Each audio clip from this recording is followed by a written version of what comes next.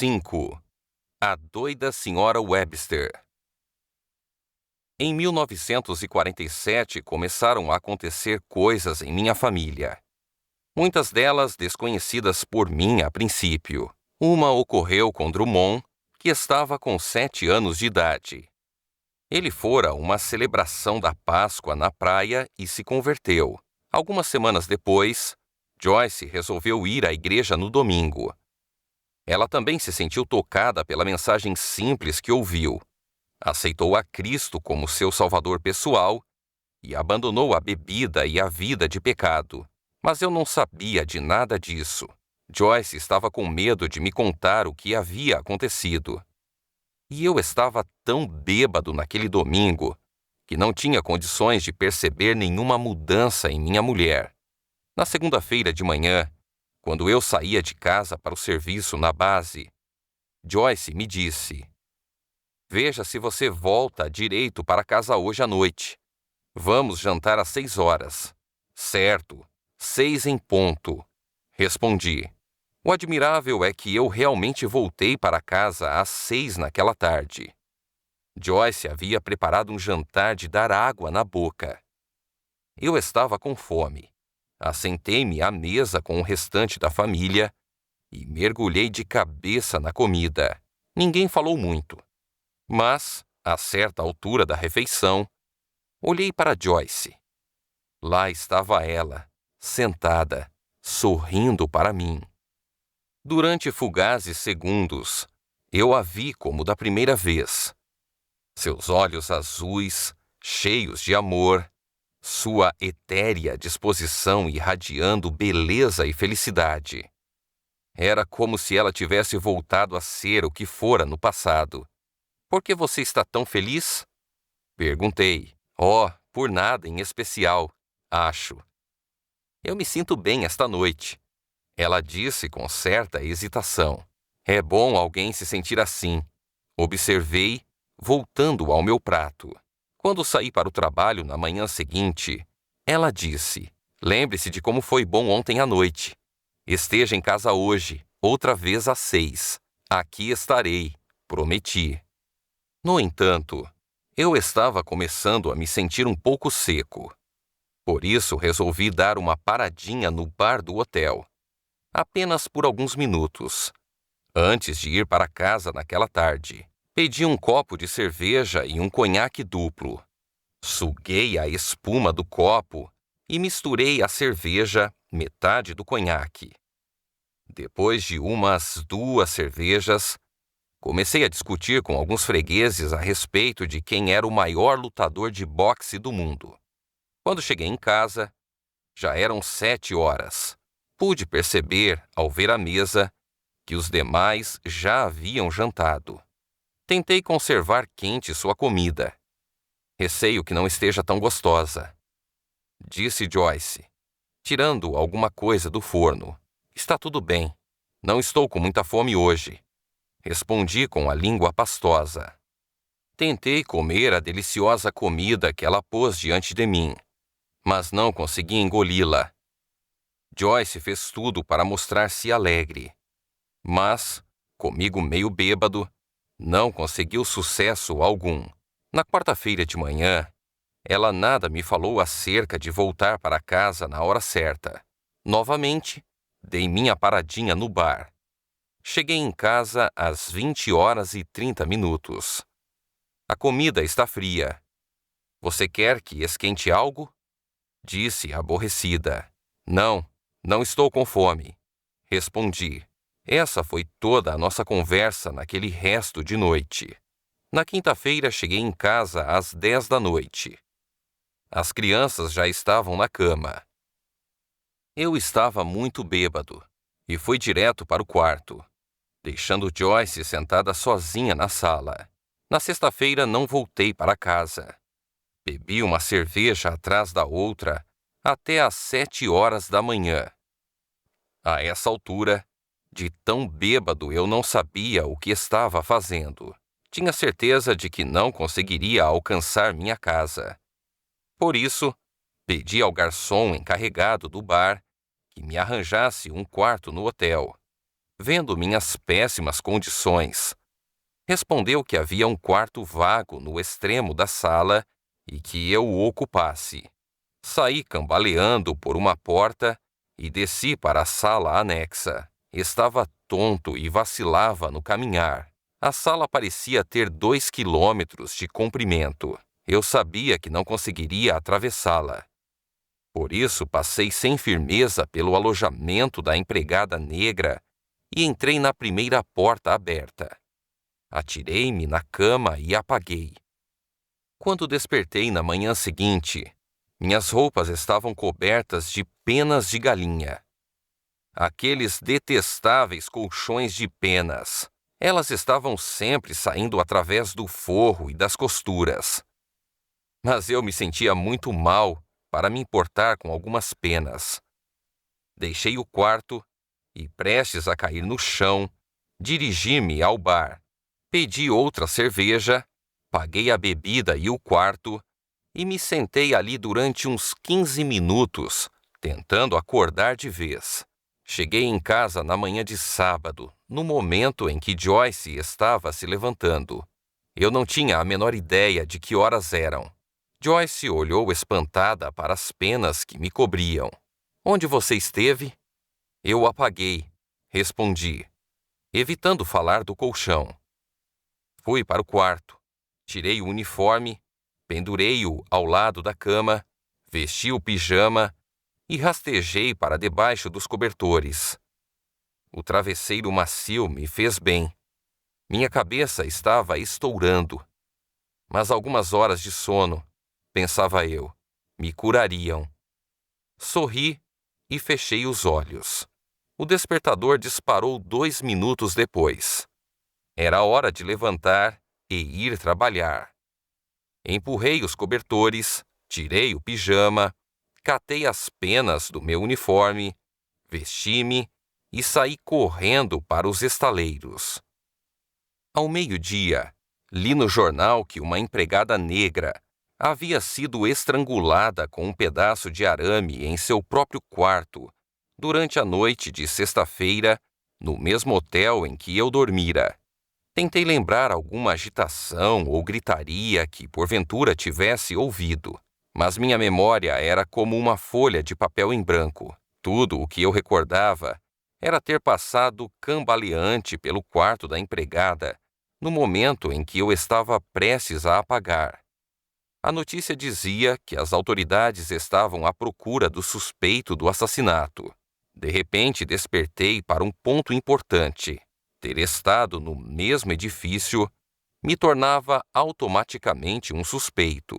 O pensamento de talvez vir a ser interrogado pela polícia me deixou apavorado. Se eu tivesse algumas respostas que fizessem sentido, não seria tão mal. Mas bêbado como estava, nada guardara na memória. "Por que você está se preocupando?" Perguntei a mim mesmo. Diga-lhes apenas que você estava doente e não se recorda de coisa alguma relacionada ao assunto. Aliviado, sorri para mim mesmo por um momento. Mas então outro pensamento, vindo não sei de onde, repontou na minha mente. Quem garante que não foi você que cometeu o crime? Você estava apagado. Lembra? Seu estado era de total irresponsabilidade. Durante a noite, você poderia ter feito muita coisa. E se o interrogarem nesse sentido, como provar que você não fez nada? Comecei a suar. Li e reli a notícia. A tarde inteira aquilo ficou pensando em minha mente. Sou um assassino? Continuei perguntando a mim mesmo. Toda vez que ouvia passos atrás de mim, eu me assustava, pensando que poderia ser a polícia. A semana seguinte inteira eu vivia apavorado. Noite após noite sonhava com criaturas diabólicas, apontando-me os dedos descarnados e gritando: "Assassino! Assassino! Robert Tom é um assassino!" E em seguida riam, com sinistras gargalhadas. De vez em quando, eu acordava banhado em suor e pedia a Deus que me livrasse daqueles malditos pesadelos. Tentei afogar minha ansiedade na bebida, mas foi em vão. A qualquer momento a polícia podia bater à minha porta. Passei cada tarde daquela semana no bar. No sábado só trabalhei meio-dia e voltei para casa como sempre, bêbado. Joyce e o bebê não estavam em casa. Ela havia deixado um bilhete para Drummond. Eu o abri e li a breve mensagem. Desculpe, não posso continuar aqui. Por favor, tome conta das outras crianças para mim. Há rosbife e batatas na geladeira. Eu amo você, mamãe. Tivemos um almoço silencioso naquele dia, quebrado apenas pelas crianças perguntando onde mamãe estava. Ela precisou sair. Ela voltará. Expliquei, sentindo um nó na garganta. Eu nada podia comer. Depois que os pequenos acabaram de comer, mandei-os brincar na rua. Cortei nervosamente uma fatia de rosbife. Peguei uma batata fria e fiquei ali diante da janela olhando, sem nada ver, para as altas montanhas atrás de nossa casa. Pensei que fosse ficar louco. Parecia que eu não tinha um só amigo no mundo. Provavelmente a polícia estava à minha procura.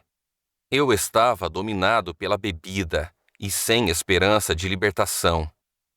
Diabo! De que adianta viver? Estou liquidado. Falei comigo mesmo. Fiquei ali tentando imaginar de que modo eu podia acabar com tudo aquilo. Justamente nesse momento, alguém bateu na porta da frente. Quando a abri, deparei-me com uma senhora de meia idade, usando um traje de lã e um chapéu muito ajustado à cabeça. Como vai? Você é Robert Tom? Ela perguntou. Sim, senhora. Em que posso servi-la? Chamo-me Gladys Webster. Ela disse, passando por mim e entrando na sala. Ficamos frente a frente. Senhor Tom, vim aqui para falar sobre Jesus. Jesus? Ouça, mulher estúpida. Eu não preciso de nenhuma lição de escola dominical. Tenho minha igreja, tenho minha Bíblia, sou metodista. E não preciso de nada, seja o que for que a senhora esteja vendendo. Gritei. Onde está sua Bíblia? Ela perguntou, ainda tentando sorrir bravamente. Está no fundo de minha saca de guerra onde a coloquei quando saí de Roma em 1945. Agora vá para o inferno, fora da minha casa, antes que eu quebre seu pescoço. Ela ficou assustada e disse, afastando-se rumo à porta, está bem, Sr. Tom. Desculpe-me. Eu não tinha a intenção de... Cale a boca! Saia já da minha propriedade! Berrei. Sim, senhor. Ela replicou no instante em que disparava de minha casa. E nunca mais volte aqui! Berrei. Entrei em casa, feliz por ter me livrado dela. Esses fanáticos malucos! Murmurei para mim mesmo. Não preciso de suas loucas religiões. No entanto, não muito depois de ter virado as costas, eu a ouvi caminhando de volta.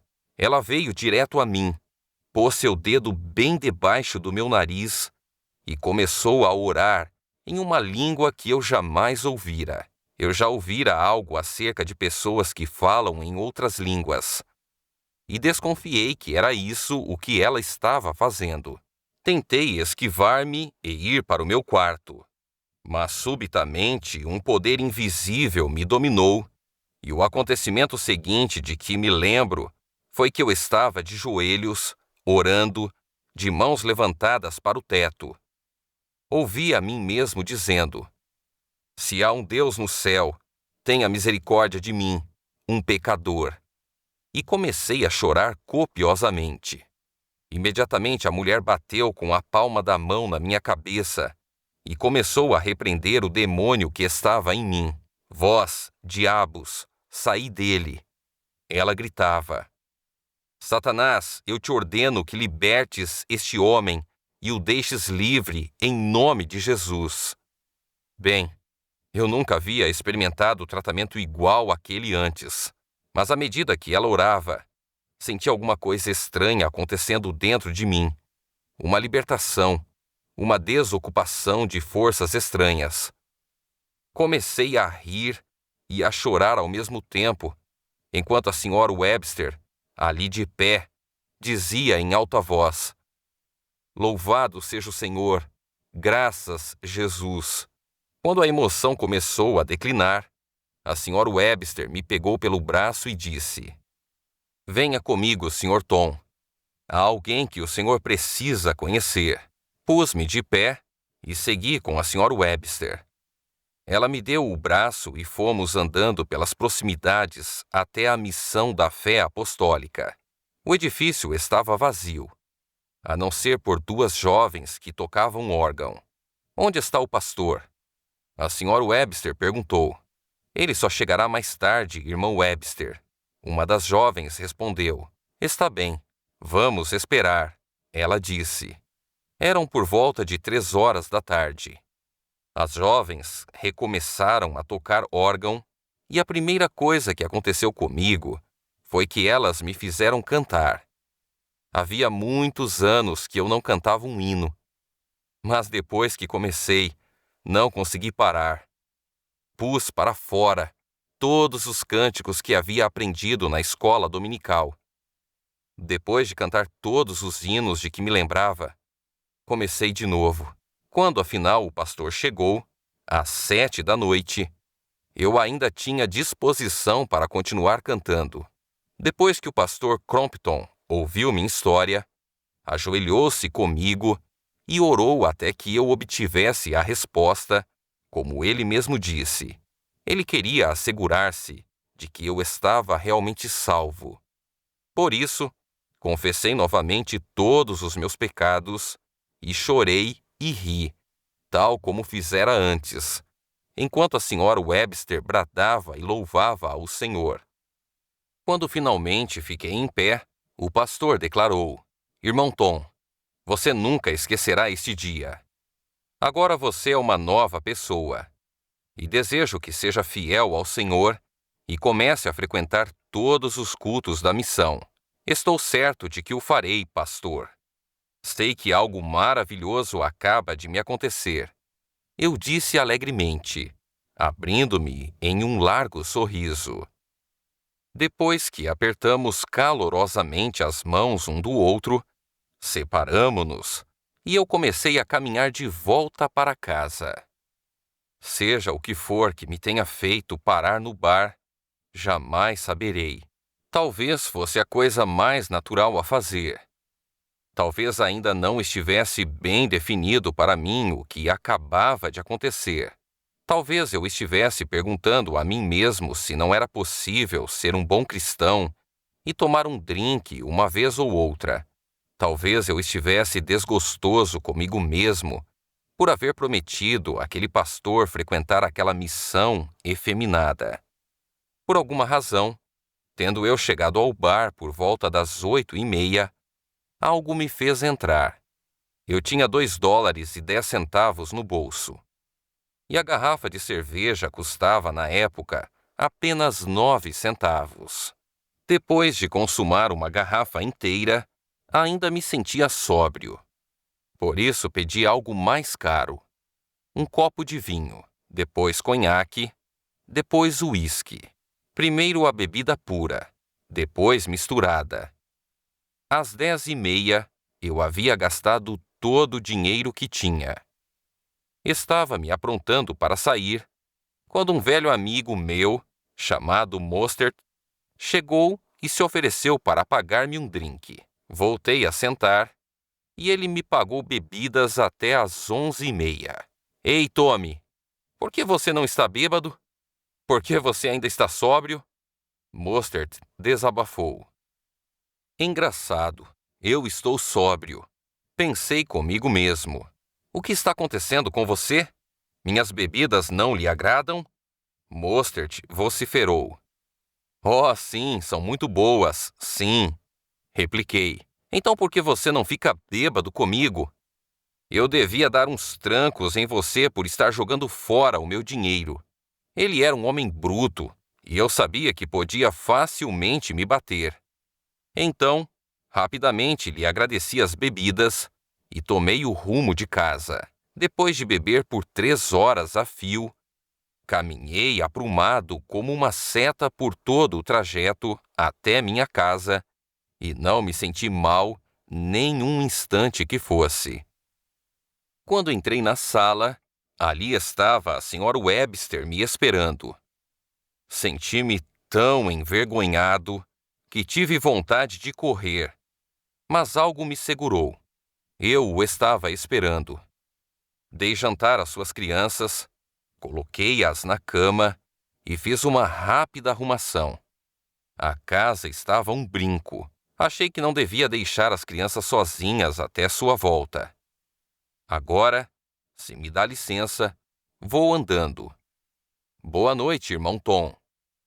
Assim que a porta se fechou, dei um suspiro de alívio. Se ela desconfiou do lugar onde eu estivera, não soltou uma só palavra a respeito. Naquela noite orei em minha cama. Deus amado, não compreendo exatamente o que aconteceu comigo hoje. E não compreendo como pude beber tanto e não ficar bêbado. Mas seja como for, ajuda-me a começar a viver retamente. E abençoe a Joyce e o bebê. Amém. No domingo de manhã, levantei-me ciente de que deveria encontrar Joyce. Eu tinha um palpite de que ela teria ido para a casa de sua irmã, no outro lado da cidade. Deixei Drummond com instruções para tomar conta das crianças enquanto eu ia buscar mamãe. A caminho da casa da irmã de Joyce, encontrei um amigo que se propôs a pagar-me um drink. Não posso dizer que o desejasse realmente, mas estava curioso em relação à noite anterior e à razão pela qual eu havia continuado sóbrio. Fiquei curioso para ver se isso ocorreria de novo. Aceitei o convite, e a bebida servida foi vinho do Porto e conhaque, que é uma das bebidas mais fortes que existem. Bebi desde as 9 horas daquela manhã até as 2 da tarde e continuei incrivelmente sóbrio o tempo todo. Tinha certeza de que se tratava de um milagre de Deus. Agradeci ao meu amigo a hospitalidade e saí de novo à procura de Joyce. Enquanto caminhava bem equilibrado, ia pensando: alguma coisa realmente saiu de mim quando aquela mulher ordenou aos demônios que me deixassem. Não consigo embriagar-me. É um milagre. Comecei então a pensar no insaciável apetite pelo álcool que me dominava antes que ela ordenasse ao demônio do álcool que me deixasse. Evidentemente, aquele desejo ardente de álcool não era um simples desejo humano. Não, era mais do que isso. O que eu estava alimentando quando bebia 15 litros de cerveja em uma noite, fosse o que fosse, havia sumido. Por volta das 3 horas da tarde de domingo, cheguei à casa da irmã de Joyce. Ela e o bebê estavam lá. Quando entrei pela porta da frente, meu cunhado foi logo dizendo: "Sinto muito, mas não tenho nenhum gole para você." Aprumei-me e, olhando-o diretamente nos olhos, falei: "Grave bem isto. Nunca mais pedirei a você, ou a quem quer que seja, uma gota de bebida. Obrigado." Quando eu disse essas palavras, senti um pesado fardo escorrendo por meus ombros, como um casaco da marinha, molhado, caindo ao chão. Jesus parecia dizer-me: "Que lhe seja feito segundo a fé que você tem." Naquele momento, eu soube que estava livre, que estava realmente salvo. Voltando-me para Joyce, disse: "Querida, vamos para casa começar uma vida nova." Ela pegou o bebê e disse: "Muito bem, é isso mesmo. Os pequenos devem estar precisando de mim." No caminho de volta para casa, ela perguntou: "O que você quis dizer lá atrás sobre não mais beber?" Exatamente o que eu falei. Aceitei Cristo em minha vida, e os velhos tempos se foram. Chega de bebidas, chega de cigarros. Respondi: "Bem, Eu já ouvi essa história antes. Ela disse um tanto cética. Quando chegamos, Joyce ficou surpresa por encontrar a casa brilhando e as crianças vestidas com as roupas de domingo. Vocês já jantaram? Ela perguntou ansiosamente, enlaçando-as todas em um abraço. Sim, mãe. Tivemos um jantar especial. Elas gritaram. Mas quem cozinhou para vocês? A senhora Webster e as senhoras da igreja. Senhora Webster? A senhora da Missão da Fé Apostólica? Sim, mamãe. E ela nos deu banho e nos vestiu. E as senhoras arrumaram a casa. Assim, você e papai não teriam nada para fazer quando chegassem. Mas por que a senhora Webster veio aqui? Nesse ponto, entrei na conversa e contei a história toda a Joyce. Oh, Bob, então é verdade. Você está salvo, ela exclamou, lançando seus braços ao redor do meu pescoço. Ela pousou a cabeça sobre meu ombro e chorou e chorou. Depois de alguns minutos, enxugou as lágrimas. Desculpe-me, eu não tive coragem de dizer a você. Mas fui salva domingo passado, continuou. Você está salva? Perguntei incrédulo e recuando atônito. Sim, eu estava com medo de lhe contar, mas esperava que você notasse a diferença. Disse timidamente. Eu notei algo, mas não tinha a menor ideia do que havia acontecido com você. Drummond também aceitou a Cristo. Drummond? Sim. Quando? No domingo de Páscoa. Na missão? Não. Na reunião de crianças promovida pela senhora Webster na praia. Aquela doida! Ela está decidida a pegar toda a minha família. Falei, rindo entre dentes. Quanto mais depressa, melhor. Joyce replicou rindo. Vamos todos à missão esta noite, sugeri. Ótimo. Espere uns minutos até eu me aprontar, Joyce disse. Enquanto esperava, peguei o jornal de sábado que eu não havia lido por causa da emoção toda do dia anterior. Meus olhos caíram sobre uma notícia falando da empregada negra que havia sido estrangulada no bar do hotel. A notícia dizia que a polícia havia prendido o namorado dela e ele confessara ser o assassino. Deixei cair o jornal no colo. Descansei a cabeça no encosto da cadeira e ri à vontade. Graças a Deus, eu não fiz aquilo. Suspirei. Senti-me como se tivesse ganhado vida nova.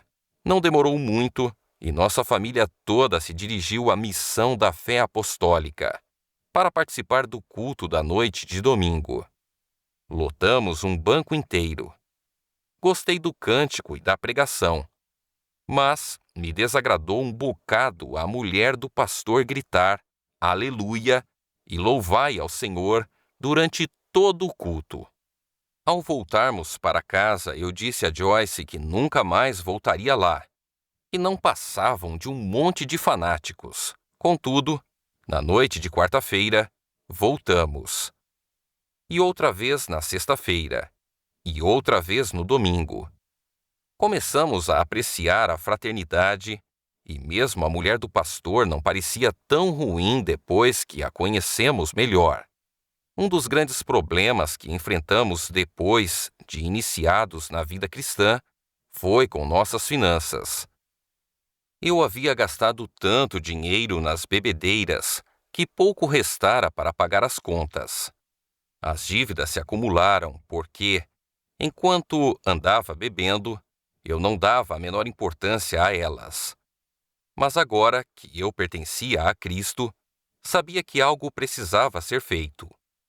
Joyce e eu conversamos a respeito e decidimos começar dedicando ao Senhor nossa família inteira e todos os nossos problemas. Jesus não disse: busquem, pois, em primeiro lugar o reino de Deus e a sua justiça, e todas essas coisas lhe serão acrescentadas?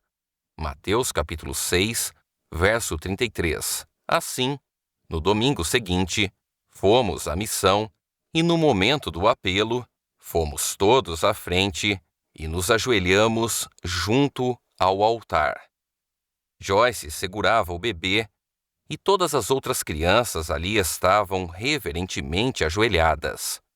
Jesus, falei, lancei minha família em tremenda dificuldade.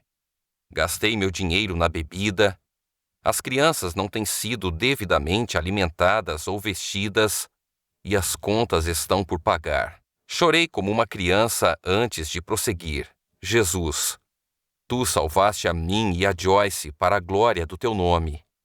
E creio que podes colocar em ordem toda esta confusão se nos entregarmos a ti. Nesse momento, me consagrei pessoalmente ao Senhor, bem como minha mulher e filhos.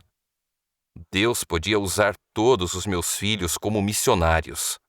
Se essa fosse a sua vontade, contei sobre meu problema asmático, que vinha se agravando desde os dias do orfanato. Falei das minhas falhas e frustrações. Mencionei minhas dívidas, os milhares de dólares que eu sabia que não podia pagar. Eu tomara grandes empréstimos da Marinha e do Fundo Militar de Guerra. Isso acrescido do aluguel, do alimento, da roupa e de outras despesas. Deus, orei, ofereço-te essas dívidas em nome de Jesus. Na ocasião eu não sabia, mas quando você oferece uma dívida a Deus, a sua dívida se torna uma dívida dele. E Deus sempre paga suas dívidas. 3 semanas depois, recebi 2 cartas idênticas dos 2 fundos de empréstimos. Minhas dívidas para com eles haviam sido convertidas em subsídios e, portanto, nada mais havia que pagar.